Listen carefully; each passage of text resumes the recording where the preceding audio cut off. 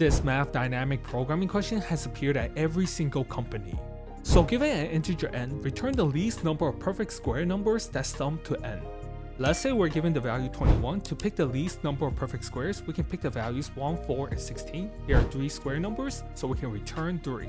Let's go over the thought process. We can iterate through all of the square numbers that's less than or equal to n, and pick the choice that will give us the least number of square numbers. Now after picking a square number, we want to continue to look for the least number of square numbers for the difference between n and the square number.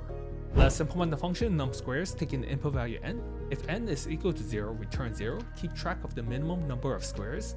Iterate through all of the squares that's less than or equal to n. Update min squares if picking the current value can generate a smaller number of square numbers. Turn min squares.